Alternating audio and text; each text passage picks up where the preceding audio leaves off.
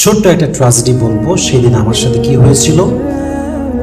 5ই August যেদিন দেশ স্বাধীন হয়, সেদিন মানুষের গন্ডগোলের জন্য, মানুষের লুটপাট করার যে মনোমানসিকতা, আঘাত করা এবং আগুন দেওয়ার যে মনোমানসিকতা, সে আগুনটা আমার বাসাতেও লেগেছিল।